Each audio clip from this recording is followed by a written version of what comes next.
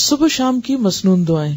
جو شخص صبح شام 100 مرتبہ سبحان اللہ و بحمدہ پڑھے، یعنی صرف اتنا، تو اللہ تعالیٰ اس کے تمام گناہ معاف فرما دیں گے اگرچہ سمندر کی جھاگ کے برابر ہو. اس کی عادت کیسے ڈال سکتے ہیں آپ؟ کیونکہ مصروف ہے نا سب، تو اتنا وقت تو نہیں ہوگا کہ جا نماز پہ بیٹھ کے 100 دفعہ پڑھ کے پھر اٹھیں. کوئی ایک خاص کام جو آپ کو روز کرنا ہے تو اس خاص کام کے ساتھ آپ ایک خاص ذکر جو ہے وہ اپنا باندھ لیں.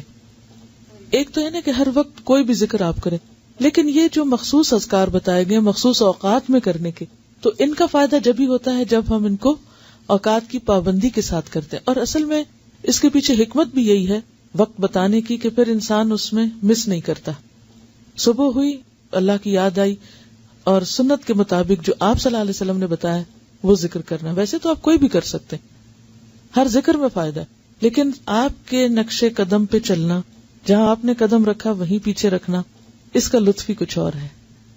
ٹھیک ہے نا، یعنی اس میں تھوڑا فرق ہو جاتا ہے. پھر چلیے، آپ صلی اللہ علیہ وسلم نے فرمایا صبح و شام 3 مرتبہ یہ دعا پڑھنے والا دن اور رات کی تکلیفوں اور نقصان سے محفوظ رہتا ہے. بسم اللہ الذی لا یضر مع اسمہ شیء فی الارض ولا فی السماء وہو السمیع العلیم. صبح و شام اس اللہ تعالی کا نام لیتا ہوں جس کے نام کی وجہ سے زمین و آسمان کی کوئی چیز نقصان نہیں پہنچا سکتی، اور وہ سننے اور جاننے والا ہے. آپ صلی اللہ علیہ وسلم اس دعا کو بھی روزانہ صبح و شام 3 مرتبہ پڑھتے تھے. اللہم عافنی فی بدنی، اللہم عافنی فی سمعی، اللہم عافنی فی بصری، لا الہ الا انت. اس دعا کو آپ صبح اور شام کے مثلا سنت کے بعد یا فرض کے بعد اگر مقرر کر لیں تو انشاءاللہ تعالی پھر بھولیں گے نہیں. اے اللہ میرے بدن میں عافیت عطا فرما، اے اللہ میری سماعت میں عافیت عطا فرما، یعنی میرے کان ٹھیک رکھ. اے اللہ میری بینائی میں عافیت عطا فرما. آپ کے سوا کوئی بھی معبود نہیں ہے، کیونکہ انسان کی جسمانی صحت اس کی عبادت کے لیے، اس کے کام کاج کے لیے، فرائض کی ادائیگی کے لیے بہت ضروری ہے. تو آپ صلی اللہ علیہ وسلم 3 بار صبح اور شام یہ پڑھتے تھے. اب ویسے تو آپ ایک بار بھی پڑھ سکتے ہیں، لیکن اصل سنت کیا ہے پھر 3 بار پڑھنا. آپ صلی اللہ علیہ وسلم نے فرمایا کہ جو شخص سورہ اخلاص، سورہ فلق اور سورۃ الناس صبح شام 3 بار پڑھے گا تو وہ ہر قسم کی آفت سے محفوظ رہے گا. ترمذی کی روایت ہے.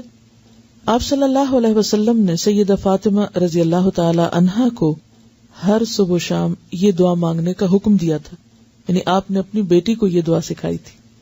یا حی یا قیوم برحمتک استغیث فاصلح لی شأنی کلہ ولا تکلنی الی نفسی طرفۃ عین. اے ہمیشہ زندہ اور قائم رہنے والے، آپ ہی کی رحمت کا واسطہ دے کر فریاد کرتا ہوں کہ میرے سب کاموں کو درست کر دیں اور مجھے میرے نفس کی طرف پلک جھپکنے کی دیر کے لیے بھی حوالے نہ کریں. اس کا کیا مطلب ہے؟ مجھے میرے نفس کے حوالے ایک پلک جھپکنے کی دیر بھی نہ کریں. کیوں؟ مجھے مسلسل اپنی حفاظت میں رکھے، میں بھٹکنے نہ پاؤں. ومن یکفر بالطاغوت، تو طاغوت میں سب سے پہلے خود اپنا نفس آتا ہے. ان النفس لامارۃ بالسوء. اور اگر انسان اپنے نفس کی باتیں ماننے لگ جاتا تو کبھی بھی پھر وہ اللہ کی بات نہیں ماننے دیتا. تو انسان نفس کے حوالے ہوا نہیں اور پھسلا نہیں اور گیا نہیں. ٹھیک ہے، تو اس لیے یہ دعا بھی بہت اہم ہے اور بہت ضروری ہے. تو نفس کے حوالے ہونے کا مطلب کیا ہے؟ برائی کی طرف جانا. اس میں آپ دیکھیے کہ آپ سارا دن عہد کریں گے میں نے یہ نہیں کرنا ہے، ایسا نہیں بولنا، ایسا نہیں کرنا، اور لمحے بھر کے لیے کیا ہوتا ہے؟ منہ سے بات نکل جاتی، آپ ایک دم غصے میں آ جاتے ہیں، آپ ایک دم وہ کہہ آتے ہیں جو سویر سے وعدہ کر رہے تھے شام تک کہ اب آج سے میں نے یہ جملہ نہیں بولنا یا یہ کام نہیں کرنا. وہ لمحے بھر کے لیے آپ نفس کے حوالے ہوئے اور گئے.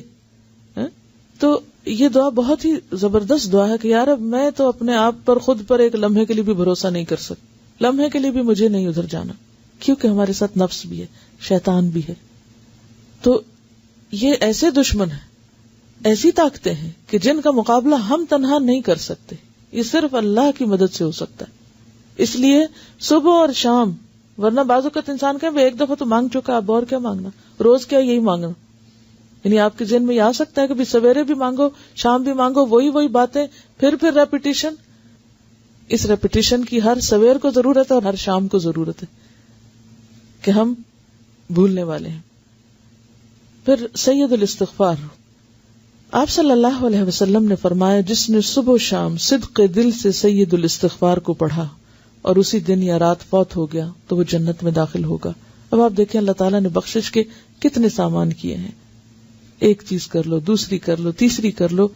یعنی یہی اس کی رحمت ہے کہ اس نے چھوڑا نہیں بھٹکنے کے لیے، یا اللہ بندوں پہ ظلم نہیں کرتا. لیکن اگر بندے خود ہی غفلت کے شکار رہیں اور کسی بھی چیز سے فائدہ نہ اٹھائیں تو پھر جبر نہیں کرتا اللہ تعالیٰ.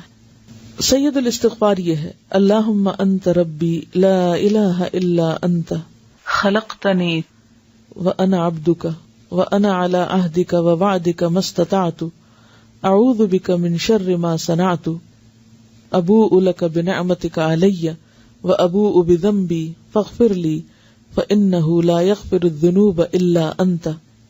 اے اللہ، آپ ہی میرے رب ہیں، آپ کے سوا کوئی عبادت کے لائق نہیں. آپ نے مجھ کو پیدا کیا ہے اور میں آپ کا بندہ ہوں، اور میں اپنی طاقت کے مطابق آپ سے کیے ہوئے عہد اور وعدے پہ قائم ہوں. میں اپنے برے اعمال کے وبال سے آپ کی پناہ چاہتا ہوں. میں آپ کی نعمتوں کا اقرار کرتا ہوں، یعنی جو بھی آپ نے نعمتیں مجھ پر کی ہیں ان سب کا اعتراف کرتا ہوں، اور اپنے گناہوں کا بھی اعتراف کرتا ہوں. یعنی ایک طرف تو نے مجھے اتنا کچھ دیا اور دوسری طرف میرے گناہوں کے ڈھیر ہیں. آپ میرے گناہوں کو معاف فرما دیجئے، کیونکہ آپ کے سوا کوئی بھی گناہوں کو معاف نہیں کر سکتا.